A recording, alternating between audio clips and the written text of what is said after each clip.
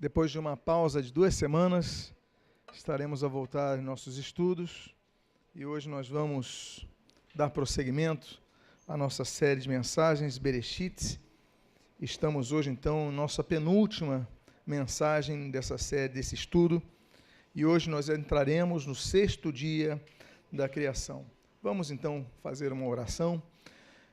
Pai amado, havemos de meditar sobre o texto da Tua Palavra, e o que nós pedimos, Deus, é que nos venhas a acrescentar o nosso conhecimento, a iluminação do Teu Espírito sobre o texto, trazendo elucidação aos nossos anseios, às nossas dúvidas, abençoando as nossas vidas, e o que nós pedimos, nós Te agradecemos em nome de Jesus. Amém e amém. Quero lembrar que essa mensagem, ela está sendo gravada no YouTube, estando disponível para você também compartilhar pelo WhatsApp com quem você desejar.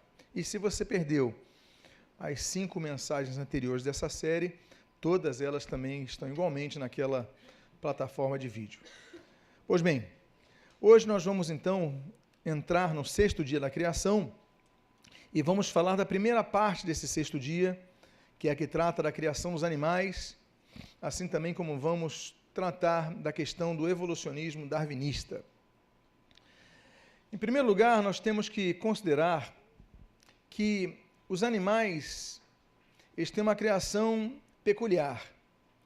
Eles são produzidos pela terra, o que vai, inclusive, favorecer ao entendimento como a biologia tem rezado nos dias atuais. Olha que coisa interessante. Um texto de Gênesis 1, de 24 a 25, o texto diz assim: Disse também Deus, produza a terra seres viventes, conforme a sua espécie, animais domésticos, répteis e animais selváticos, segundo a sua espécie. E assim se fez, e fez Deus, e aí continua o texto. Mas é interessante notar que no início diz assim, produza a terra seres viventes. Então, esses seres, eles vão ser produzidos pela terra. Bom, aí nós começamos então a entrar um pouco na teoria de Darwin, consoante aos animais.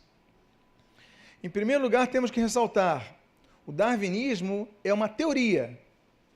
Tanto é que é chamada teoria da evolução, por exemplo, é uma teoria. Não é um fato científico. Uma coisa é o fato científico, outra coisa é uma teoria. Então, como teoria, ela pode ser aceita, pode não ser aceita, ela pode ser desenvolvida, ela pode ser melhorada, ela pode ser corrigida. Não é um fato científico como você misturar alguns elementos, aí você joga, por exemplo, na química, você mistura alguns elementos, aí gera fogo. Não, aquilo é uma comprovação científica. Agora, teorias são teorias. E é interessante, então, e é importante ressaltarmos que os formados em quaisquer áreas das ciências biológicas, hoje, eles tendem a aceitar passivamente a teoria darwinista que lhes é ensinada, que lhes é empurrada desde cedo. Então, você aceita aquilo com fé, que aquilo é verdade. Você aceita aquilo como uma teoria única dos fatos mais comprováveis. Então, isso é importante ressaltar, que fazemos parte dessa geração, mas nós devemos sempre argumentar. É uma teoria, mas podem haver outras possibilidades. Até porque, no meio dos biólogos e dos paleontólogos, temos inclusive uma bióloga aqui à minha esquerda, pode me confirmar que não há um conceito uniforme nisso. Por exemplo, eu cito, e é importante ressaltar o seguinte, que existem paleontólogos que advogam que o processo natural de multiplicação de espécies seja a reprodução das moléculas existentes. Então, eu vou citar 2 paleontólogos aqui, que é o Eldridge e o Gould, que afirmam o seguinte, e está nesse livro deles aqui, que é um livro clássico da paleontologia. As evidências que existem apontam para a formação entrecortada de vida, ou seja, O surgimento de uma espécie é independente de outra espécie. Então, eles não surgem, e a própria biologia e a paleontologia, como aqui o Eldridge e o Gould, eles afirmam que não existe, então, apenas a teoria de que tudo surge apenas de uma molécula e vai vindo de um... Não é apenas uma família distinta, são várias possibilidades, várias moléculas, e a existência dos animais pode ter sido produzida de maneira entrecortada, de maneira independente, uma das outras. Então, nós temos que entender, então, que a teoria darwinista é uma teoria respeitável, respeitamos muitos dos elementos darwinistas, não jogamos fora tudo, discordamos de alguns pontos. E vamos falar sobre isso, por exemplo, do homem vindo do macaco. Isso daí, vamos tratar sobre isso dos símios, vamos tratar sobre isso daqui a pouco. Mas, em outros aspectos, é uma teoria que é válida, que tem suas bases lógicas e comprováveis até. Mas o fato é que, ainda assim, não podemos acatar tudo sem uma análise crítica. A própria biologia e a paleontologia, elas não são uniformes nesse sentido. Porque, então, baseado nesse texto que aqui eu li para os irmãos, nós podemos entender a concordância com o texto bíblico que diz que foram feitas conforme a sua própria espécie. Ok? Vamos avançar. Em termos gerais, então, o darwinismo ele tenha sido aceito de uma maneira quase religiosa. Você aceita a maioria, algumas teses de Darwin, não pela comprovação científica, mas por fé. O professor te ensina e você acredita e você aceita. Você não raciocina, você não pesquisa, você apenas aceita e adota aquilo. Mas não podemos aceitar isso passivamente. Tem um biólogo muito conhecido, é um Sir Darcy Wentworth Thompson, que ele diz o seguinte, eu vou ler aqui, o texto está pequeno para você, mas eu vou ler para os irmãos. 80 anos de estudos de evolução darwiniana não nos ensinaram como foi que os pássaros vieram dos répteis, os mamíferos dos quadrúpedes, os quadrúpedes dos peixes, nem nos ensinaram como foi que os vertebrados vieram da linhagem dos invertebrados. Estávamos habituados a ouvir, e nos contentávamos em crer, que os registros eram necessariamente imperfeitos. Princípio de descontinuidade é inerente a todas as nossas classificações, e procurar ponto de apoio através das lacunas que existem é procurar eternamente em vão. Ou seja, muitas das teorias não são comprováveis, são teorias. Então, Darwin, ele parte de pressupostos lógicos, ele faz sua interpretação, faz suas pesquisas, volta a dizer, uma pessoa extremamente inteligente, uma pessoa extremamente apta, uma pessoa capaz. Mas, apesar de toda a boa vontade e ter trazido luz a muito daquilo que realmente é plausível à realidade, e foi comprovado cientificamente, mas nem toda a teoria dele pode ser comprovada cientificamente. Pois bem, nós temos outra observação, outro registro que eu coloco aqui de um paleontólogo do Museu Americano de História Natural, uma referência no mundo inteiro, o Dr. Niles Eldridge, que na conferência sobre macroevolução em Chicago, agora em 1980, quando ele vai comentar a respeito da teoria darwiniana sobre evolucionismo, ele diz o seguinte, o padrão que nos disseram para buscar nesses últimos 120 anos não existe. Não existe um padrão, não existe algo comprovado, existe uma teoria. Então, volto a dizer, a teoria darwinista é uma teoria, dentre outras que tem surgido aí. Pois bem, desse modo, então, a aceitação da teoria, ela pode ser questionada. Agora, vamos aos fatos darwinianos que podem ser acatados com tranquilidade por nós, por todo aquele que crê na palavra de Deus, que não tem nenhum aspecto contraditório a ela. Volto a dizer, a terra vai produzir as espécies. Deus coloca no texto que nós lemos ali de Gênesis 1 sobre isso. E Deus, quando vai criar então os animais, ele cria com elementos químicos compostos em toda a terra. Nós, por exemplo, e todos os animais, quando falecemos, o nosso corpo biológico, ele vai se tornar o quê? Pó. E se você pegar esse pó e colocar no microscópio, você vai ver elementos químicos.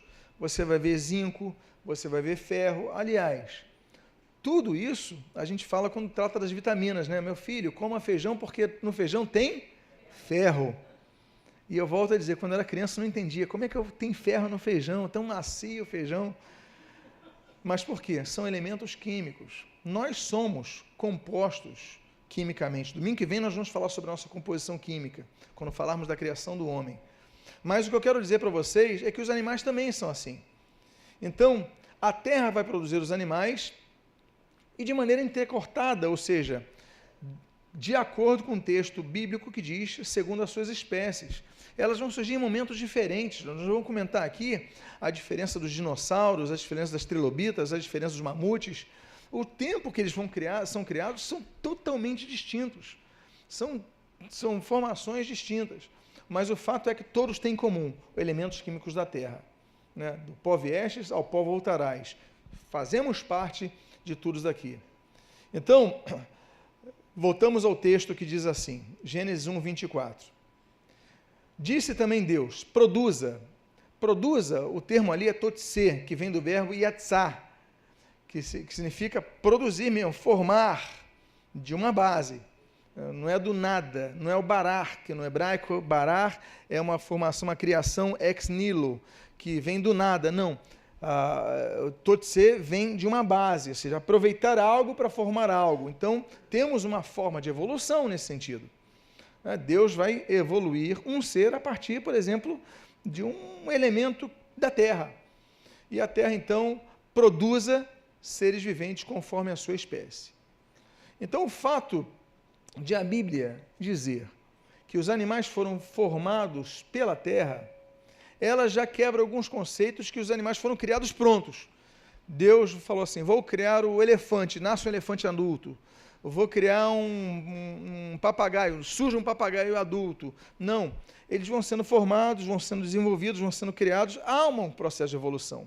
Então, eu volto a dizer, não podemos jogar, como cristãos, muitas vezes tendemos a jogar todo o conceito evolucionista no lixo. Não podemos fazer isso, até porque ele não se choca contra a Bíblia, ele confirma a Bíblia.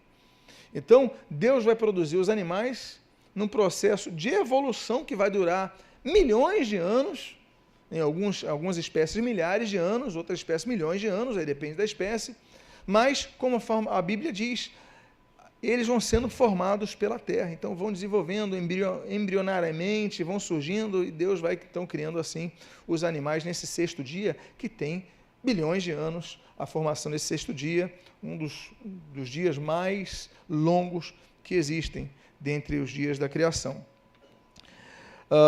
Então, por exemplo, alguns seres vão sendo criados dentro de receptáculos, como ovos, por exemplo, que ele mantém uma certa temperatura, uma certa proteção, né? Então, outros não.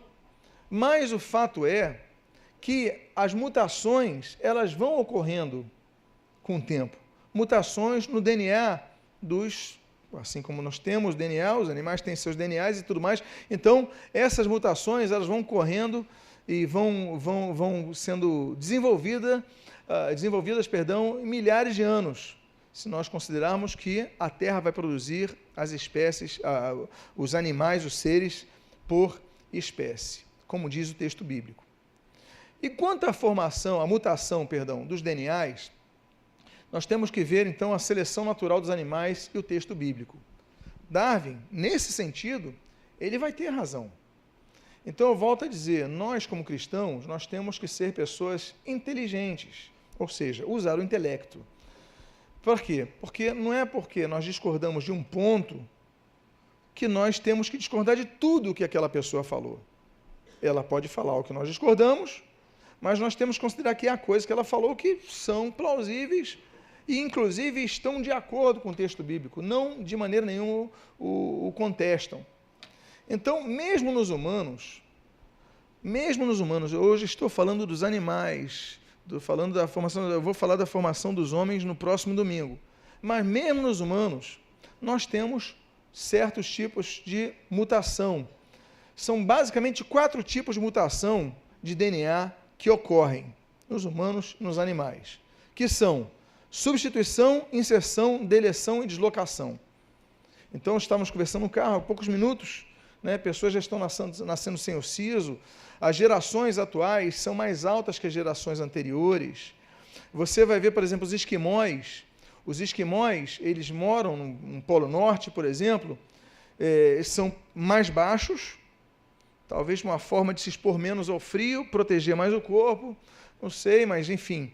São mais morenos, mas eles pegam um pouco o sol. É um período muito grande de escuridão ali no Polo Norte, tem pouca fluência de sol no inverno, então nem se fala.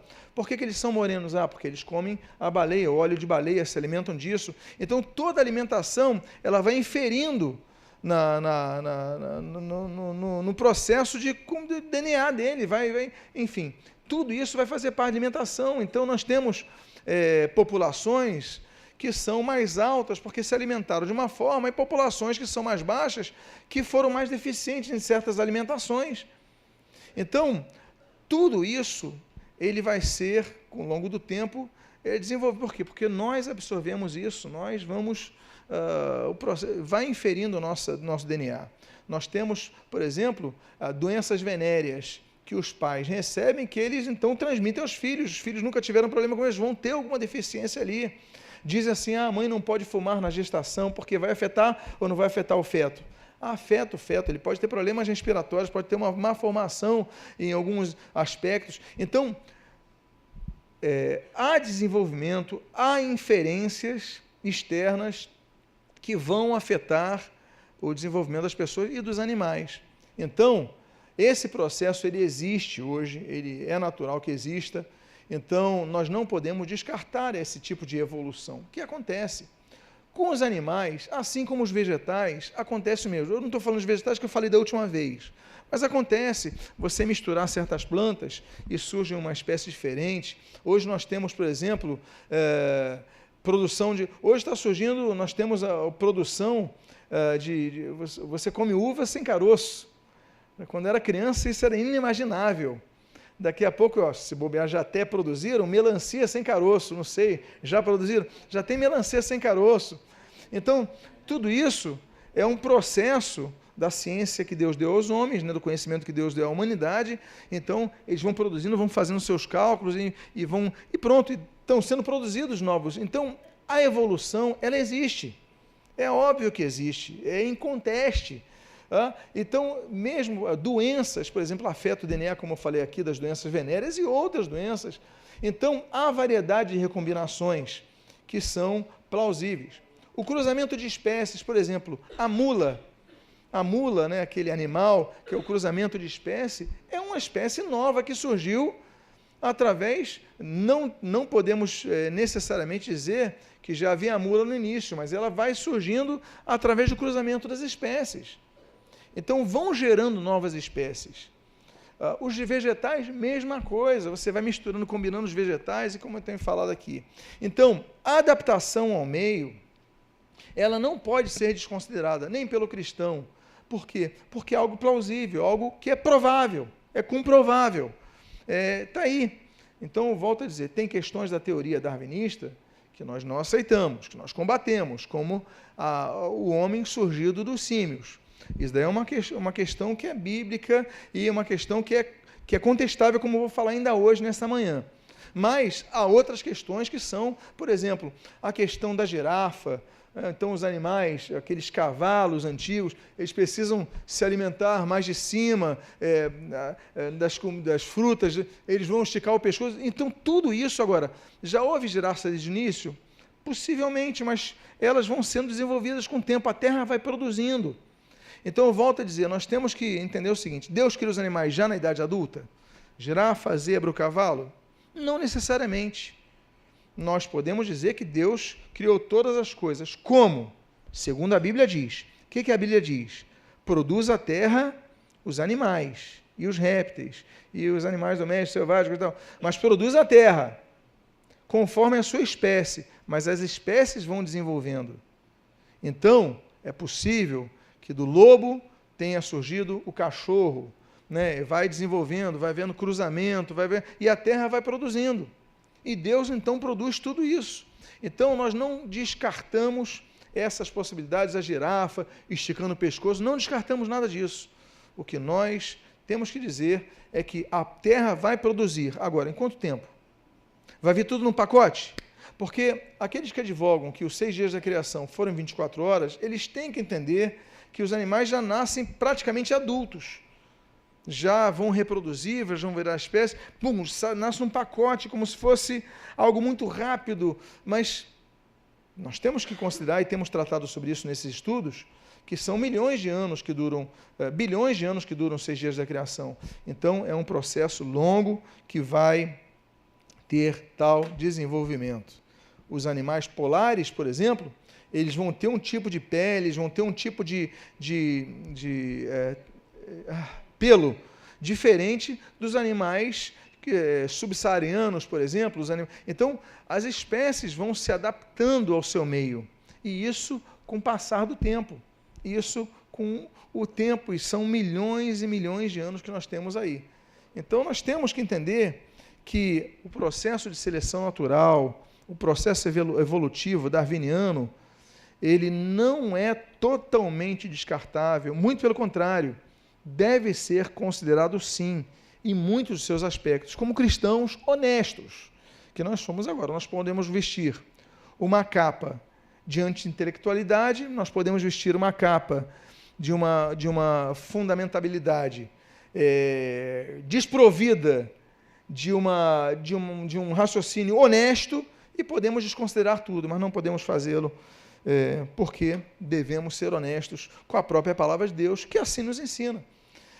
Agora, sobre a interpretação da teoria darwiniana, que nós, por ser teoria, contestamos, é a questão do homem ter vindo dos macacos. E aqui nós temos considerado algumas questões. Primeiro, não há provas. Não há provas. O que tem sido apresentado ao longo dessas décadas, dessa centena de anos aí? O que tem sido apresentado? Tem sido apresentado esqueletos não completos, ou seja, uma costela aqui, um pedaço de um fêmur ali, um crânio parcial acolá, e dizem que pelo formato ser parecido com o dos homens, então eram homens. Não, eles eram hominídeos. Hominídeos, assim como são os orangotangos, assim como são os chimpanzés, assim como são várias espécies de hominídeos que são parecidas com os homens, e aqui quando eu falo homem, os irmãos entendem, estou falando de raça humana, ok? É só uma questão de semântica. Então, com a humanidade, enfim, são parecidos, mas não significa que são. Não existe, não foi encontrado o chamado elo perdido. Vocês já ouviram falar dessa expressão, elo perdido? O elo perdido é a comprovação que ainda falta para comprovar essa teoria. Porque o que nós temos são esqueletos, nós temos, volto a dizer, parte de um crânio, aí você pega uma parte de um crânio, as daí são homens, ou são mulheres, são seres humanos, antigos. Não, são hominídeos, são parecidos, mas nem tudo que parece é. Então nós temos, por exemplo, o homem de Neandertal, o homem de Cro-Magnon e o homem de Pequim. Então nós temos essas diferenças. Por exemplo, o homem de Cro-Magnon tem 40 mil anos. O homem de Neandertal, 100 mil anos. Já é uma outra espécie. E o homem de Pequim, 2 milhões de anos. Poxa, é muito tempo de diferença da formação desses seres. É muito tempo. Então, não há garantia científica e honesta de que diga que nós viemos do homem de Neandertal. Não há. Tem 40 mil anos mais antigos. Agora, eram parecidos? Bom, pela parte dos esqueletos, porque não tem esqueleto completo,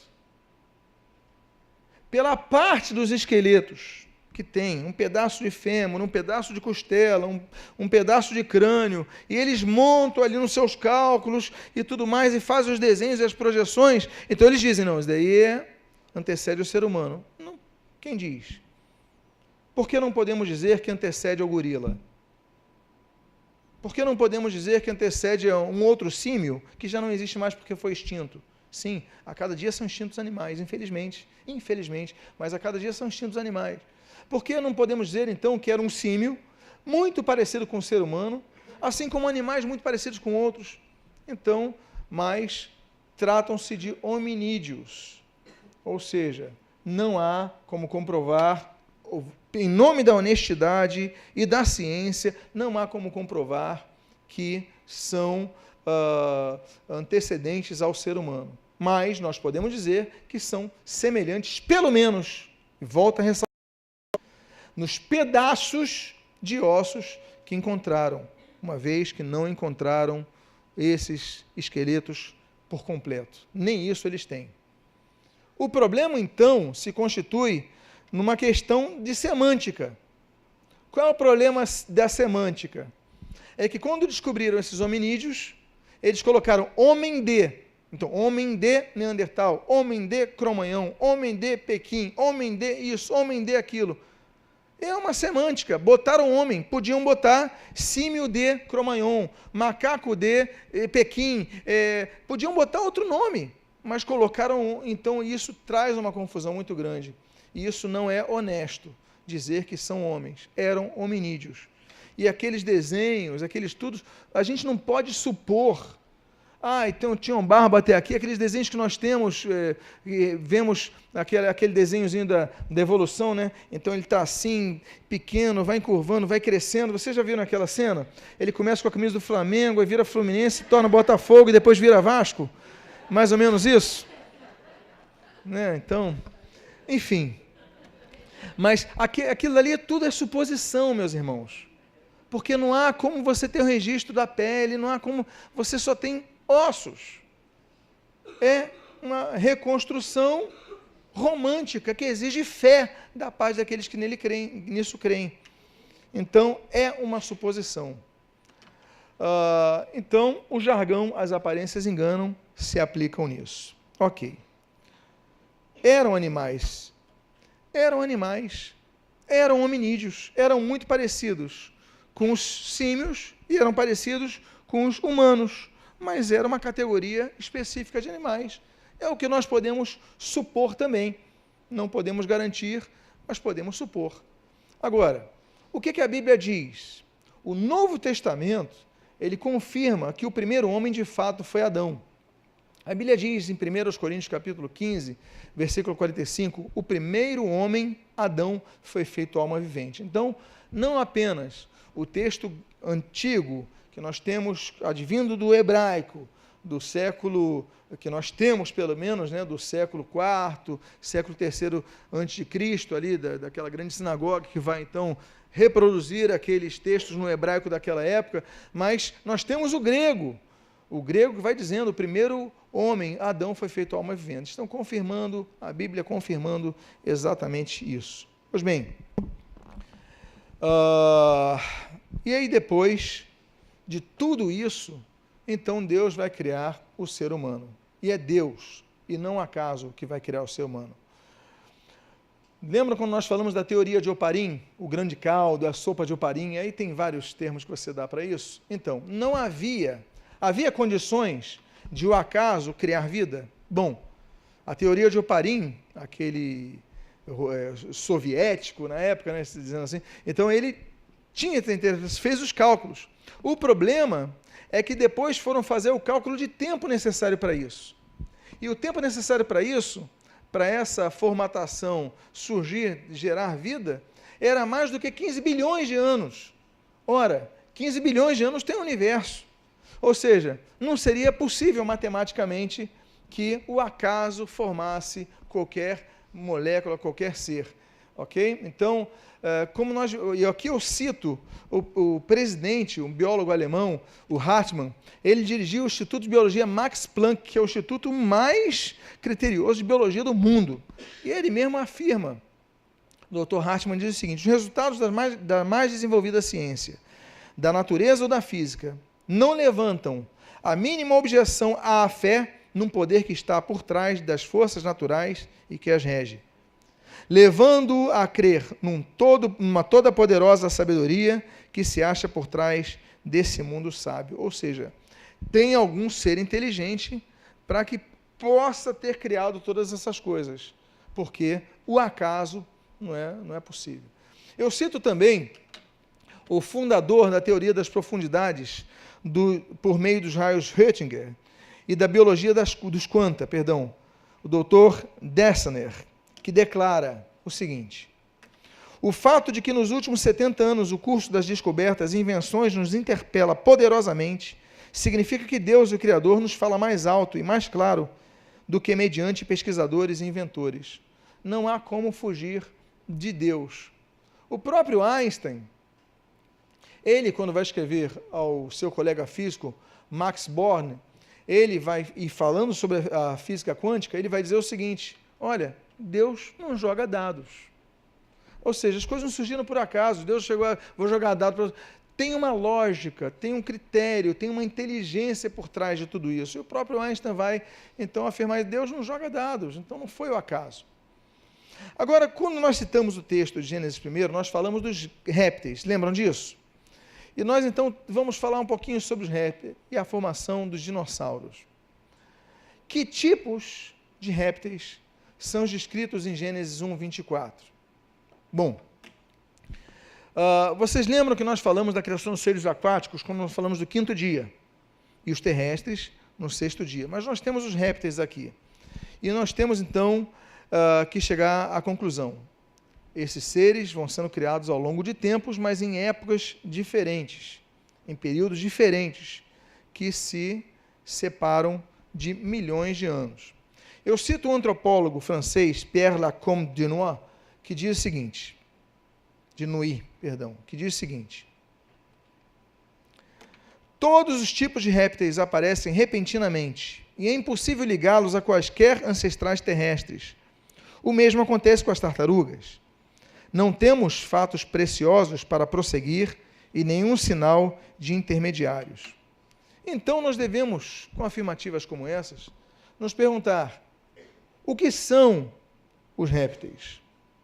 Por exemplo, nós temos o réptil mais antigo do mundo, que é a Anapsida. Ela é um ancestral da tartaruga. Ela vivia, segundo as datações dos fósseis, há 350 milhões de anos atrás. Ou seja, se aplica ao 5º dia da criação. Outros répteis, fossem os dinossauros, por exemplo, fossem os crocodilos, eles surgiram muito tempo depois. Então a questão é, quanto ao 6º dia, Gênesis 1, 24, quando aqui cita, que tipo de répteis a Bíblia está registrando naquele período? Então nós temos que voltar ao texto e analisar o hebraico dele. O texto diz assim: disse também Deus, produza a terra seres viventes, conforme a sua espécie, animais domésticos, répteis, e aqui eu coloquei no hebraico, remes, e animais selváticos segundo a sua espécie. Bom, o que significa remes, que foi traduzido como répteis? Em primeiro lugar, o termo réptil é moderno, é novo. Não havia o termo naquelas épocas antigas, ninguém falava réptil. É uma palavra nova, moderna. Mas por que nós colocamos uma palavra moderna na palavra remes? Porque a palavra remes vem do verbo ramás, que significa arrastar, deslizar ou mover-se lentamente. Lembrando aos irmãos que o hebraico é uma língua pobre em relação às línguas latinas. Então, uma palavra pode ter vários significados. Ou seja, quando Deus fala no português, répteis, ele está falando de seres que rastejam, ou que se arrastam, ou que deslizam, ou que se movem lentamente. Então, nós temos várias espécies que são consideradas e podem ser aplicadas aqui. Por exemplo, há dinossauros que rastejam, mas há dinossauros que se moviam rapidamente, não é verdade? Então, não pode se aplicar exatamente. Há dinossauros que deslizavam, há dinossauros que não. Então, nós não podemos botar tudo apenas numa categoria. Então, algumas espécies de répteis estão incluídas dentro de algumas espécies de dinossauros, outras não. Por quê? Volto a dizer, o termo réptil não existia naquela época, é um termo novo, relativamente novo, perdão. Então, o caso dos dinossauros são répteis, ainda que não rastejantes. Pois bem, hoje, com a biologia, o desenvolvimento de biologia, se colocou a categoria dos dinossauros na classe reptília, ou seja, os dinossauros são répteis. Mas, volto a dizer, é uma categoria recente. Por quê? Nós temos fósseis de dinossauros, de seres, de 100 milhões de anos. Dinossauros há 100 milhões de anos atrás. Agora, trilobitas, que nós temos ali, fósseis originais de trilobitas aqui no corredor da arqueologia da igreja, nós temos trilobitas de 400 a 500 milhões de anos atrás. Nós temos fósseis de mamutes que têm cerca de 3 milhões de anos, por exemplo. Então, a gente não pode pegar um ser que nós colocaremos na categoria de répteis, como trilobitas, 500 milhões de anos. Aí você pega a espécie de dinossauros, 100 milhões de anos. Aí você pega mamutes, 3 milhões de anos. Nós temos, inclusive, fósseis de mamutes de 11 mil anos atrás, recentes, duraram muito tempo, já foram extintos. Mas, enfim, duraram muito tempo, mas não pode botar na mesma categoria. Então, há animais que nunca conviveram entre si e foram extintos. Alguns ainda no quinto dia da criação, e outros no percurso desse sexto longo dia da criação, que durou milhões de anos. E aí nós temos que usar a lógica. Se em 50 anos atualmente, foram extintos milhares de animais, de acordo com as organizações não governamentais, de proteção aos animais, etc. e tal, 50 anos atrás, nós estamos em 2017, quer dizer, 50 anos atrás, milhares de animais deixaram de existir. Imagina nos milhões de anos atrás, quantos animais surgiram e deixaram de existir. Então, assim como vegetais, então nós temos que considerar essas questões. Meus amados, eu espero que o estudo de hoje tenha sido de alguma forma elucidativo aos irmãos. Se você foi abençoado com esse estudo, nós o temos no YouTube, você pode clicar lá e compartilhar por outros com o WhatsApp e abençoar outras vidas. Amém, queridos? Vamos ficar de pé, vamos fazer uma palavra de oração. Estamos chegando ao fim dessa série de estudos. No próximo domingo eu estarei encerrando, falando sobre a criação do homem, falando sobre o 7º dia da criação, o dia do descanso, e falando como tudo deve acabar. Porque tudo um dia foi criado, mas tudo um dia vai ser reformatado. Você quer saber um pouco sobre isso? Quem quer saber? Domingo que vem você vai saber. Amém? Vamos orar. Pai amado, Deus bendito, nós te agradecemos e te glorificamos pela tua palavra e pedimos, Deus, que essa série de estudos ela possa nos acrescentar conhecimento, para que possamos ser pessoas pautadas na tua palavra, não enganadas nem de um lado nem de outro, mas pautados na tua palavra e balizados com ela, com a inteligência que nos delegaste, nos depositastes, possamos então crer com inteligência. E o que nós cremos, nós o fazemos com gratidão a ti, Deus, autor da vida e da nossa salvação. Muito obrigado, abençoa as nossas vidas e o que nós pedimos.